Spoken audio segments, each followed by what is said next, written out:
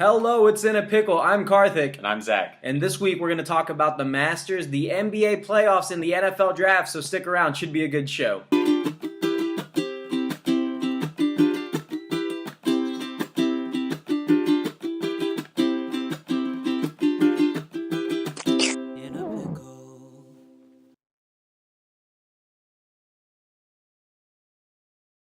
So our first topic we wanted to talk about was the Masters, and I've got to say, the last time that we talked about the Masters on the show, I said I don't know where golf is going to go next for their next superstar. I think they found it. The 2015 winner of the Masters, Jordan Spieth. What an incredible performance, Zach. Absolutely. It was dominance from beginning to end. This is just his second time playing in the Masters, and he's never been lower than fifth. He's 21 years old. I know. Younger than you. I know. That makes me feel bad about my life, right? Doesn't it? But it's incredible. I mean, he led every single round, the first player ever to get to minus 19 for the tournament. And as you said, in only his second appearance, he finished first in this tournament. And last year, he finished tied for second in this tournament. Mm-hmm. Now, if you compare that to Tiger Woods, who, here's my boldest prediction. Now, you're going to hear me say this once, and I'm going to stick to it. Jordan Spieth is going to win more majors than Tiger Woods. And I'm going to tell you why. This kid is absolutely incredible. If you look at Tiger's first two appearances when he played in the Masters, 41st and 60th, and then he won on his third time. It's very impressive. But the way Jordan Spieth did it, like last year, he had the second place, and this year he had the first place. And I think that's really going to carry over into the rest. I mean, and he's still really young. He's the second youngest player to win a major, only behind Tiger, and that was only 5 months younger than Tiger was. But what really sticks out for me for Jordan Spieth, anytime he had one bad hole, he'd go and bogey, he hit bad shots. The very next hole, he'd come out and he'd look so sharp. And what's so important in golf, to me, is your short game. How you can get yourself out of situations when it comes to chipping out of the bunkers near the hole. And Jordan Spieth knows how to do it very well. Hit so many timely putts this whole entire weekend where he really pulled himself out of some bad situations. Never unnerved. He's just a guy you can't help but root for, too. The things that he does, such a humble guy. I mean, what can you say about him? What an incredible player. Absolutely. I think he's going to be very exciting for the sport of golf going forward. I think it's going to be really good for them. That rivalry between him and Rory McIlroy should be really something that we haven't seen in quite some time, with golf kind of fading away. But now it looks like we've got some young stars. It's going into a really good place. So now, Zach, let's talk about Tiger Woods. Now, everybody's got all the hubbub. He had a great first 3 rounds here at the Masters. Is he back? I think that Tiger has lost a little bit of his edge. And I think when he was in his dominance, a lot of what helped his dominance was that other opponents were just scared of Tiger. And I think that he's lost that mental edge that he had over his opponents, and he doesn't intimidate people as much anymore. And I think that really pulls away from his game. He's still a great golfer. Still think he'll win a major before he retires. But how many more? I don't know. I think not only has he lost the mental edge, I think a lot of players have gained a mental edge because they're confident now. They're like, Tiger's not in his dominance, so now we can come up and we can get... I mean, between Spieth, McIlroy, you got Day, and then Matsuyama, who played a great tournament over at the Masters. All these guys, Ricky Fowler, they're coming up, and they're coming up strong, and they're playing really well. But to address Tiger is back, I think every single time Tiger has a good tournament, everyone's ready to jump to the conclusion, Tiger's back, he's ready to go. And he played a fantastic first 3 rounds this weekend. I mean, he was tied for 5th going into the final round. But, I mean, it took him to the 11th hole in the 4th round to finally hit a fairway.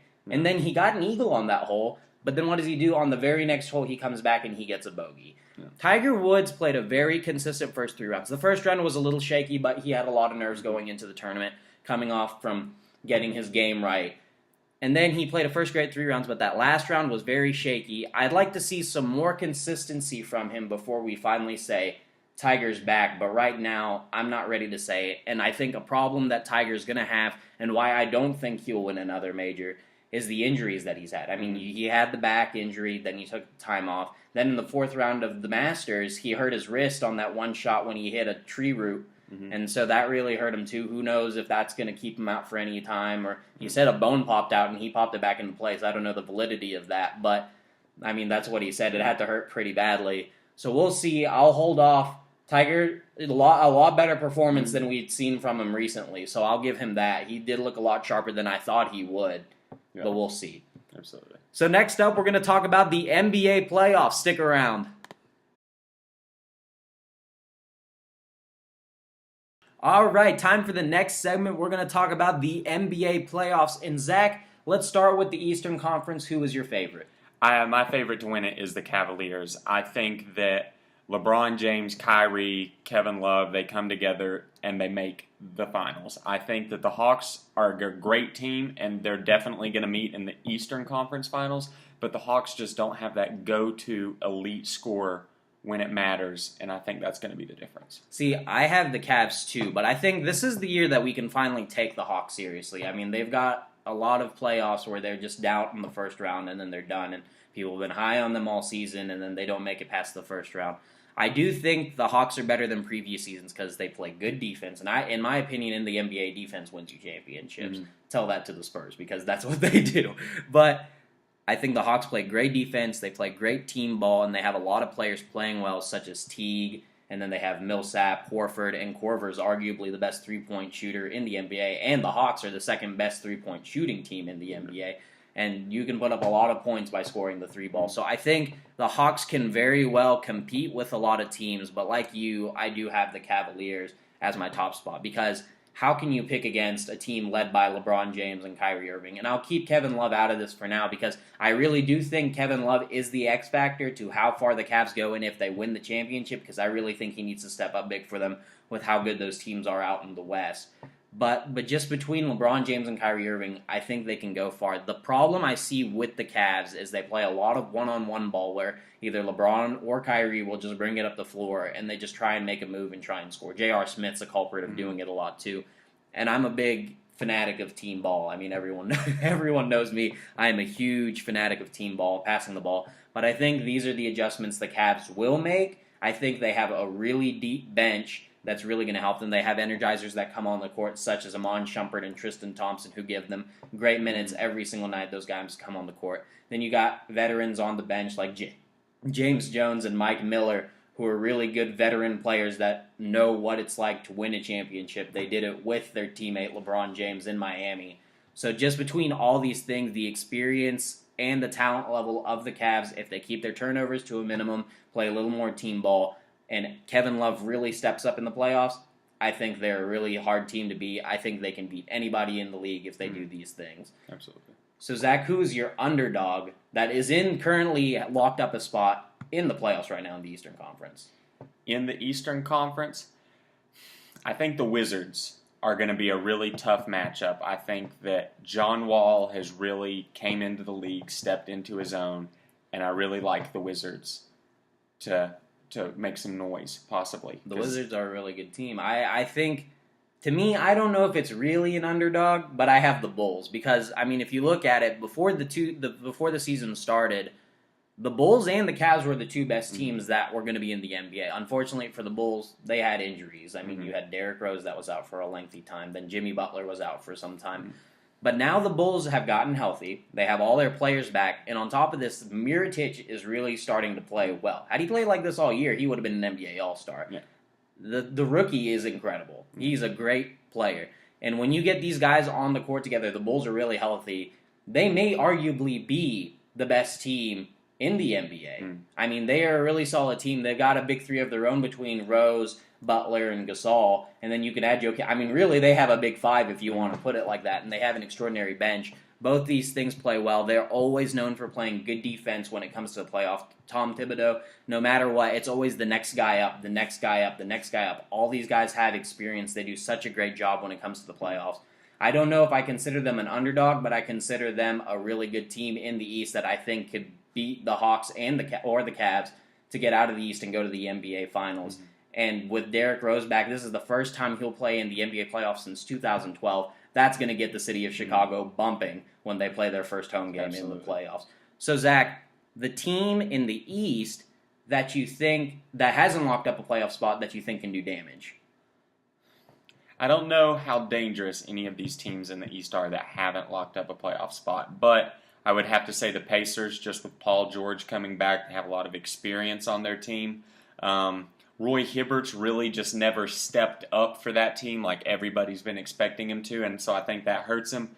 But if there was, of the three teams that are competing for that spot, I think it would have to be the Pacers. I'd take the Pacers, too. I think Frank Vogel is a great defensive-minded coach once again. These players on that team really know what it's like to play in the playoffs.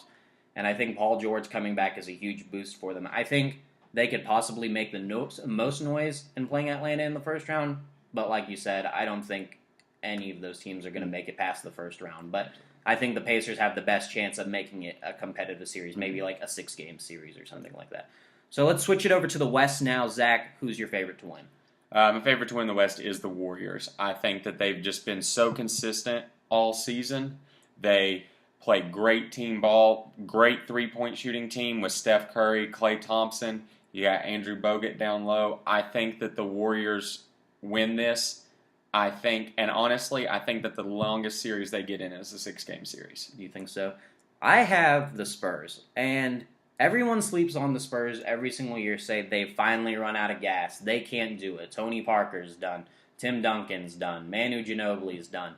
But they are doing so good they have integrated all these younger players into their lineup, even from off the bench, and they always do such a great job. Greg Popovich is one of the greatest coaches in the NBA of all time. Absolutely. And he always gets the team ready for when it matters most, and that is the playoffs. And they got a guy by the name of Kawhi Leonard who is actually absolutely going to tear up these playoffs. How fortunate is it for the Spurs that they can have Kawhi Leonard guard most of the best players on the court against any team? Like, I think if the Spurs match up against the Warriors at any point in time, they could easily take the Warriors down by just having Kawhi Leonard. You can have him play on Steph Curry, or you can have him on Klay Thompson, and either one would work out for them. You don't have to play him on a Harrison Barnes or a Draymond Green or anybody like that. I think Kawhi Leonard is such a huge X factor for the Spurs, who's very talented and knows what it's like to win a championship now that they won it.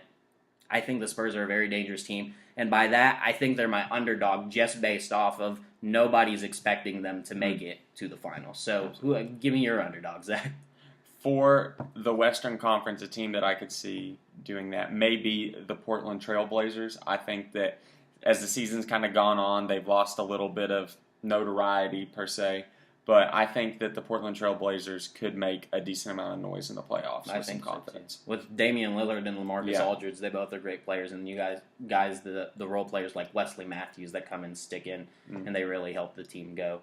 So, Zach, the one team, you only have two teams between the two teams that haven't made the playoffs for the Western Conference. Who do you think could make the most noise between the Thunder and the Pelicans? I think that the Thunder could make a lot of noise just with Westbrook and all that he does, but his shooting percentages are so low, and sometimes you have to look at it and go, yeah, he's taking all these shots. They don't have a lot of scorers. He's putting the team on his back, but is he hurting the team more than he's helping the team?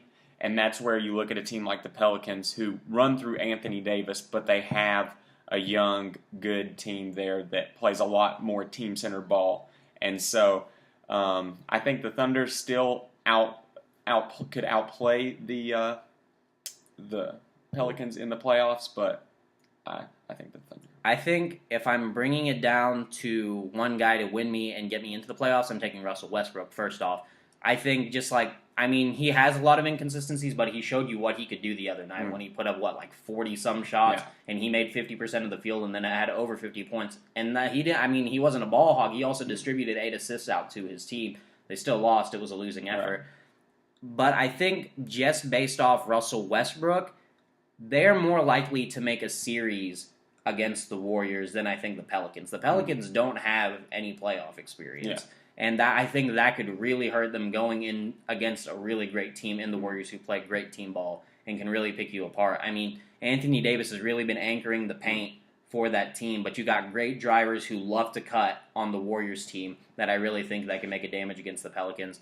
I don't think either team's really going to compete, but I think at least with the Thunder, Westbrook could just by himself maybe win you 2 games in a series and kind of make it interesting. But that's my take on it, so that's all we got for the NBA playoffs. Next up, we're going to talk about the NFL draft, so stick around.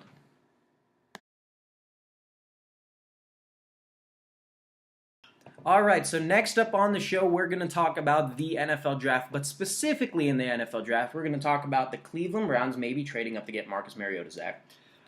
let's just start off with saying how bad is the Browns organization at getting a quarterback. I mean, since 2000, they've really never been able to put a guy in there that they can trust season in and season out and build a team up around, because they have a lot of really good players and really young players on their team. And you've seen flashes of the Browns could be really good. They're just missing that quarterback that could get them over the top.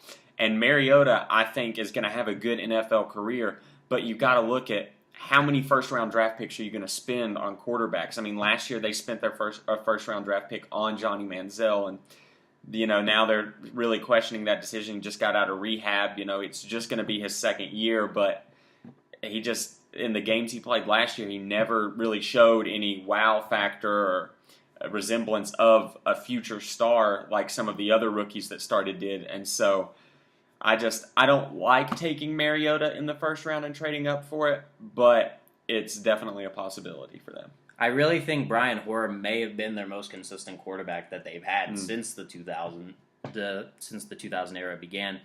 But I think, to me, the Browns, unless they just want to throw a season away, because I really don't think Josh McCown or Johnny Manziel are going to get the job done, and reports coming from Chris Mortensen saying that the Browns are basically 90% done with Manziel. Like, they essentially don't want him. So I don't know if that's just trying to be a wake-up call to say, Manziel, you better get your stuff together, or it's just they're actually serious and they want to trade up. But if you look in the teams that are ahead of them, you got the number one pick is Tampa Bay, and I'm almost 100% sure they're going to take Jameis Winston in the draft. The Titans, who might draft a quarterback, but I think they really like Zach Mettenberger. I really buy into they actually like Zach Mettenberger, so I don't think they'll go and get him. The Jaguars and the Raiders aren't going to get them. The Redskins, that's an interesting one. That's the pick that they would have to go and they would have to get into. But are the Redskins maybe going to take a quarterback with RG3, the situation not very good with Jay Gruden over in Washington? Who knows what the Redskins will do with that fifth pick? I don't envision them doing it, which means the Browns have to get into that fifth spot ahead of the Jets, because I think if Mariota's there at 6, the Jets pull the trigger and they're going to take Mariota. So for the Browns, they have to hop into that position. They have the 12th pick and the 19th pick, so they can maybe leverage that into going forward for the Redskins and maybe getting that pick right there. But I think if you're going to draft a quarterback, it has to be in the first round for the Browns, because the rest of the quarterbacks in the later rounds, they're really not as quality as you'd like to see. They have some potential, guys like Bryce Petty and Brett Hundley. Those guys have some potential, but those guys are probably going to take some time to develop into good quarterbacks. So either you give this away as a lost season, because without good quarterback play, you're not going to win many games, maybe 5 or 6 at the max. And then you see what you do, or you can get Mariota, take a chance, and another chance for the Browns at quarterback position, see what he can do. But I really buy into Mariota. I think the two quarterbacks that can really actually start in the NFL now are Jameis Winston and Marcus Mariota. The difference is I think Marcus Mariota is going to be the one that's available at the 5 pick. Are the Browns going to go get him? Yeah. Just based off of past memory and the Cleveland Browns wanting to just make crazy first-round moves, I think they go get Mariota. So we'll see what happens there. But that's all what we got for the show this week. So catch us next week. We'll definitely talk more NBA playoffs. And baseball has started, so we'll talk about the MLB. Catch you next time. This has been In a Pickle.